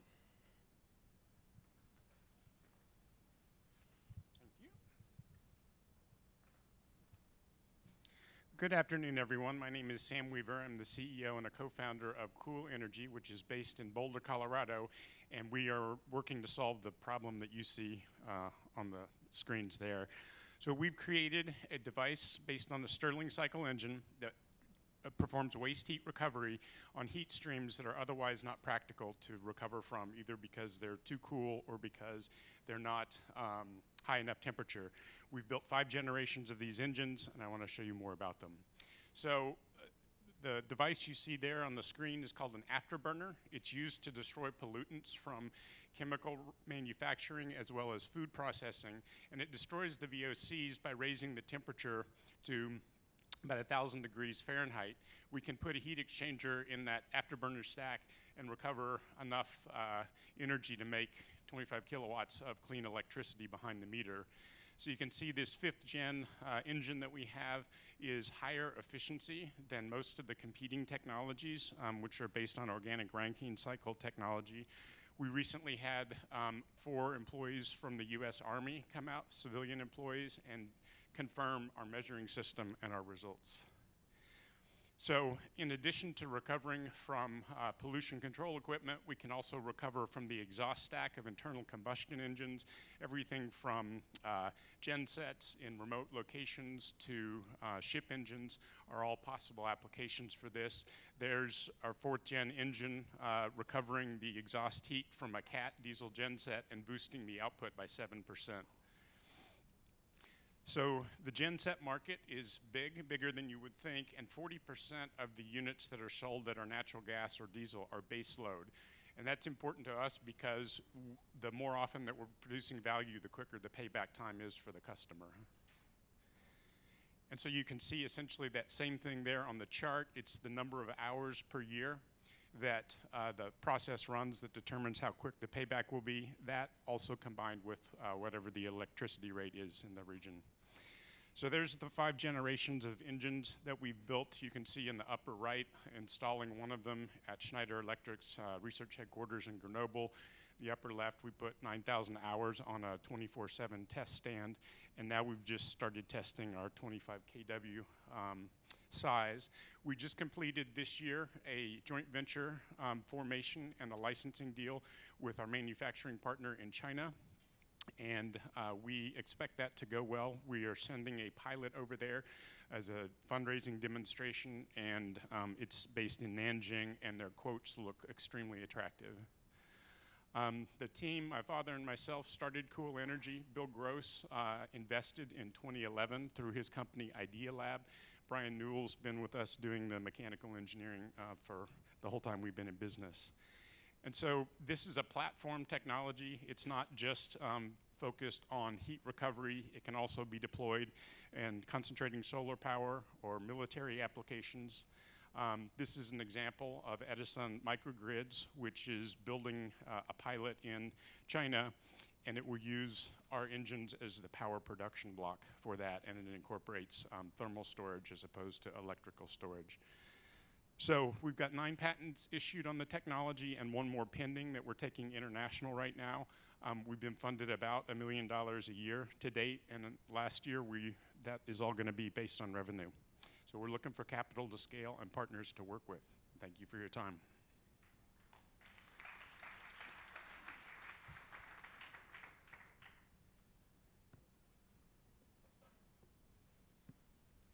All right. We're closing out with our last 3 startup companies of the day, so let's keep the energy moving. We're going to finish strong. We've got 3 very exciting companies coming up.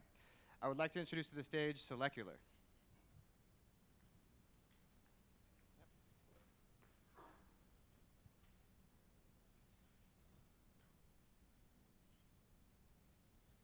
Hi, we're Selector. We're leveraging data science to make IT more sustainable, IT as an information technology. So what is the problem? Companies like Salesforce, Dropbox, LinkedIn, and Twitter, and banks and governments and universities are paying millions of dollars in OpEx for IT energy use. And a lot of focus has gone into making the facilities of data centers more efficient in terms of power utilization efficiency and cooling. However, according to the Green Grid, only 20% of the server power that goes into a server actually goes towards compute. So what is the current answer? So there's data center management software, power management software, goes by different names, which spew out lots of raw data. And there's a good bunch of brand names there. And this shows the data from just 5 servers, and we can't tell the signal from the noise in how it looks, right? So then do we have a better answer? Yeah, so we're using machine learning to process that data using statistical learning techniques and arrive at mathematical models of energy use profiles of servers. And that helps how? We can immediately flag underutilization of hardware. We can also identify inefficient hardware. Older generation hardware can take up 60% of your energy and give you just 4% of your compute power. We can also predict failures by watching the patterns of energy use profiles. In addition, because of the different device types that we can classify, we can support CapEx decisions. We can tell that this class of servers for the same performance is more energy efficient than this other class of servers. We can also track the growth in the operational expenditure. What is our business model? So it's power management analytics as a service. We're looking at something like $50 to $100 a month per rack. And each data center has hundreds, some have thousands of racks. We have 3 pilots ongoing, a top university, a medical instrument company, and an established tech lab. In the pipeline, we have a large SaaS provider in San Francisco and a movie studio that we're talking to. Who's involved? I'm Sri Suki. My co-founder, Brian Atwood, is in the audience. And we have 2 software engineers and a product manager who's also involved in the company. We're looking for seed investment and being able to hire a full-time team. Thank you.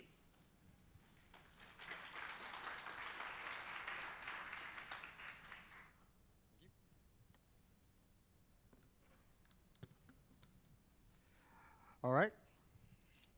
Our second to last startup for the day will be Shoof Technologies.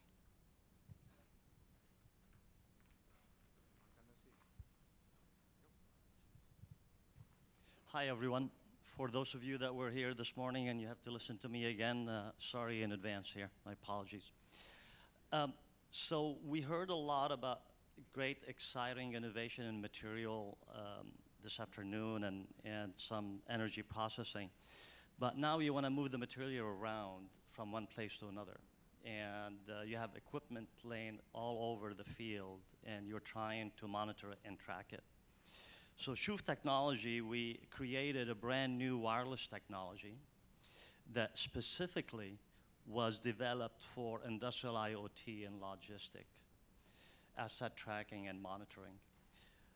The biggest problem right now, and you probably, if you are trying to monitor and track assets in the field, in the mining field, or any part of your factory, biggest problem and the biggest pain is getting data that is reliable from the asset all the way to the cloud. You run out of range, or the battery runs out, or there's not enough coverage, or it doesn't scale enough. There's all kind of problems. And it all comes down to one single thing, that none of the existing connectivity technology was ever meant for industrial IoT and logistic. They were totally meant for something else. So what we've done here is we introduced Shoof, and Shoof is a brand new wireless technology specifically designed for that problem. This left an industry that is about $1 trillion without its own dedicated technology for the connectivity, and that's the problem that we're trying to solve.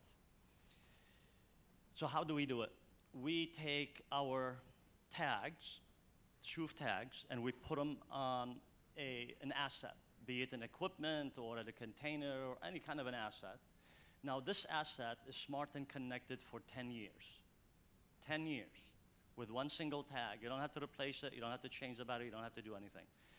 This tag sends data, ongoing real time, 24/7, to the cloud. We aggregate the data through what we call a base station. This is the base station that you see there at the bottom there. Each base station can handle up to 100,000 tags. 100,000 tags for one single base station. And the distance between the base station and the tag or the asset is 25-kilometer line of sight, 2 kilometers non-line of sight.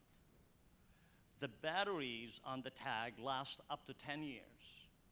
Ongoing real-time data for 10 years. The tags themselves, they collaborate for edge intelligence, for grouping, for all kinds of other use cases that they use. This is the only single technology that could do indoor and outdoor location. Currently, you have to use 2 different technology. As you know, GPS does not work indoor. We don't use GPS. So more flexibility as you are tracking your asset around. It's end-to-end security. We do both encryption and signature verification for security.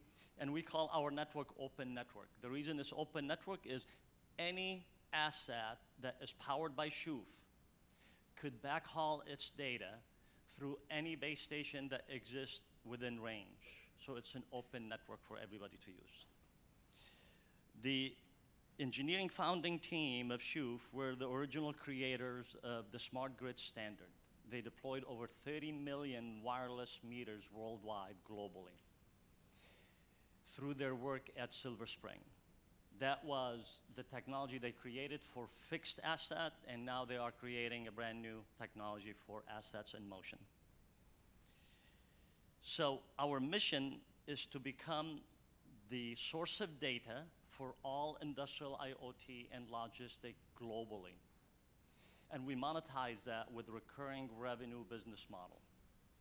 Our vision is today you would walk into a cafe, you would walk into a restaurant, you walk into Starbucks, and the first thing you ask, do you have Wi-Fi?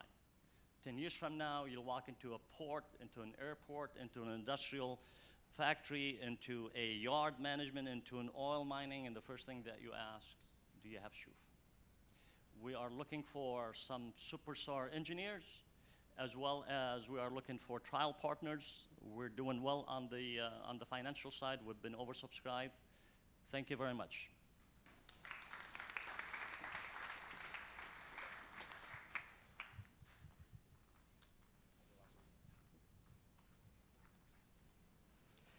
All right, we are up to our last startup company, everybody. We made it. Just a last reminder, if you do want to get your votes in, this is your last opportunity to do so. The link is, again, on the back of your cards. It's the bit.ly link. So we love your votes. We appreciate it. So encourage you to do so. All right. Our last startup company of the day is going to be Solstice.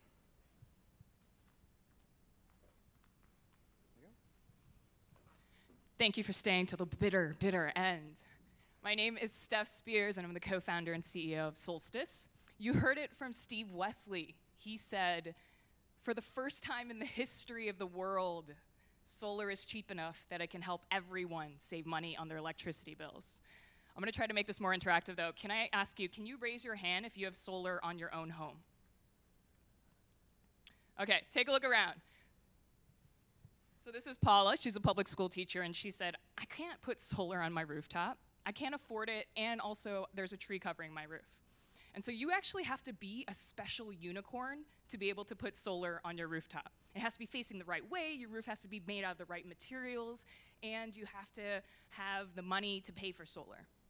And the good news is there's something out there called community solar, and it means that we can get beyond that.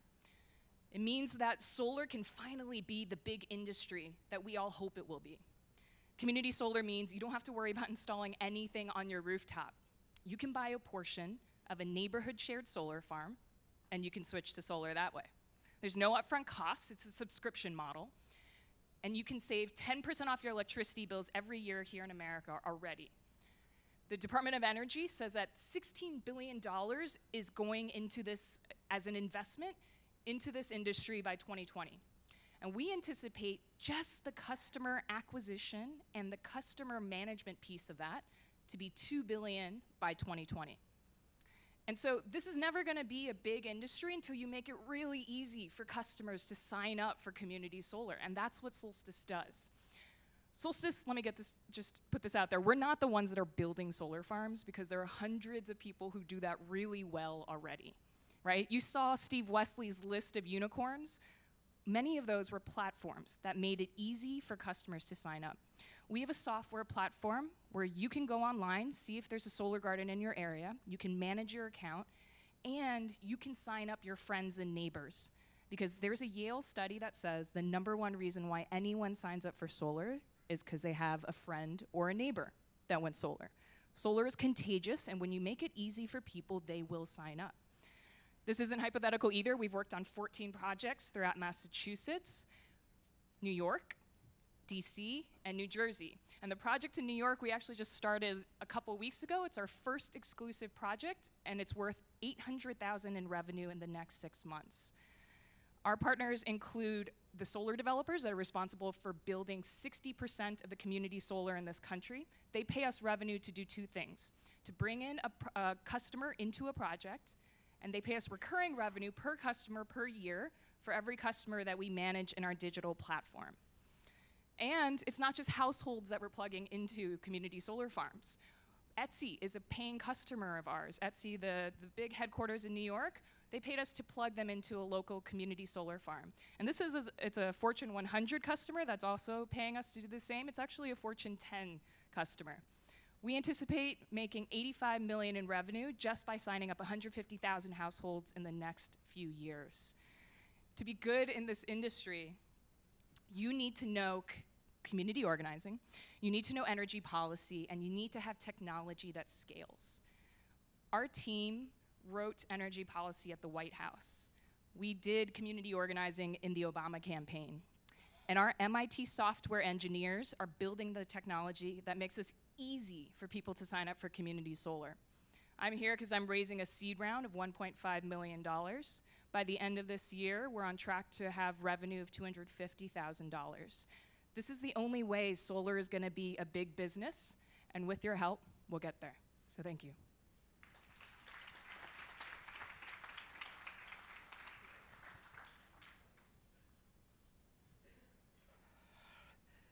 We made it. I just want to do a huge thanks to everybody who came. Really appreciate you guys being here. This is very exciting for us. I hope it's exciting for you guys. I can tell you that I absolutely love working at Plug and Play, seeing so many exciting people, so many brilliant ideas. Things are really happening for real here, and we'd love to share that with you guys. I just want to give a quick shout out to the teams that were worked so hard to get today done, the supply chain team and the energy team over here.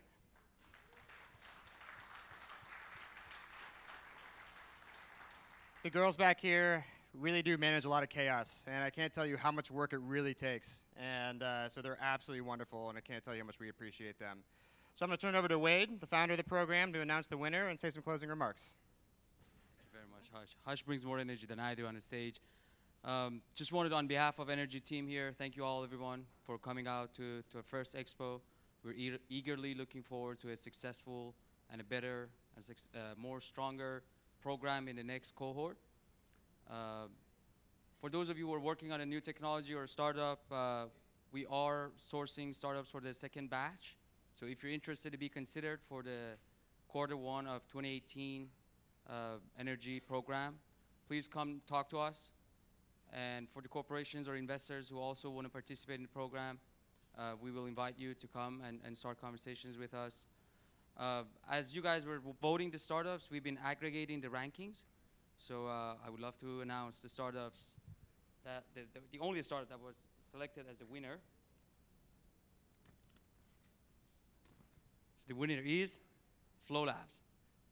Please, round of applause.